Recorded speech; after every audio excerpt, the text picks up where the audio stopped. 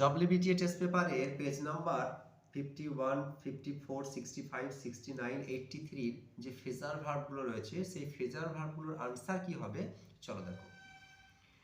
এক নাম্বার হচ্ছে dengue has started suddenly in a malignant form this year. Dengue এবছর malignant ফর্মে ছড়িয়ে পড়েছিল। তো এখানে আমাদের যে অপশনগুলো দেওয়া হয়েছে দেখো, keep aside, bring back, break out, bear out.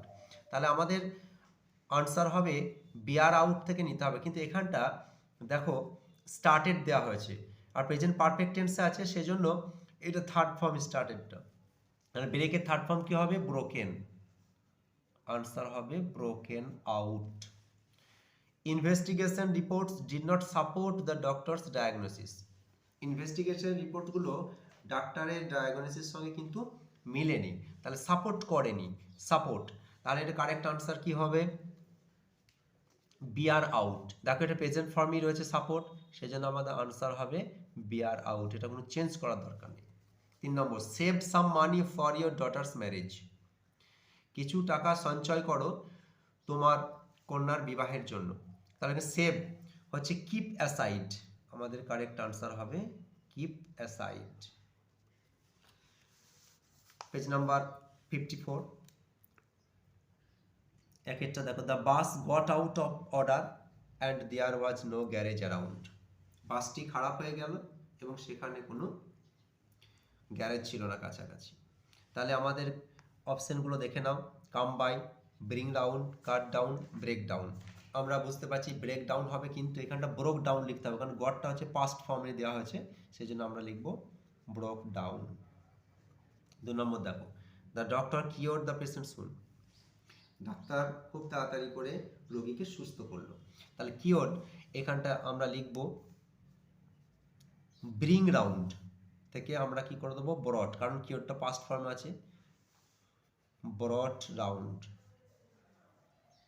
They have reduced the price of diesel and petrol. তারা ডিজেল এবং পেট্রোলের দাম কমিয়েছে। তাহলে দেখো এটা প্রেজেন্ট পারফেক্ট টেন্সে রয়েছে, তার মানে রিডিউসটা থার্ড ফর্মে আছে। তাহলে আমাদের যদি অপশন হয় কাট ডাউন, তাহলে কাট ডাউন লিখবো, কারণ হচ্ছে কাটের থার্ড ফর্মও কাট, সেই জন্য আমরা লিখবো কাট ডাউন। পেজ নাম্বার 65 এর দেখো, clot and I never কোয়ারেলড। Clot এবং আমি কখনো ঝগড়া করিনি। আউট ঝগড়া করা, তাহলে এখানে ঝগড়া পাস্ট টেন্সে রয়েছে, সেজন্য লিখবো fail out. The cat appears to get his share. বিড়াল হাজির হলো তার ভাগ নেওয়ার জন্য। তাহলে এখানে অ্যাপিয়ার্স, দেখো এখানে প্রেজেন্ট ফর্ম রয়েছে, এস যোগ আছে, তাহলে আমরা লিখব টার্নস আপ, টার্ন থাকবে, তোমরা লিখবে টার্নস আপ। গান্ধীজির funeral was to take place the day after his death. গান্ধীজির অন্ত্যেষ্টিক্রিয়া সম্পন্ন হয়েছিল তার মৃত্যুর পরের দিনে।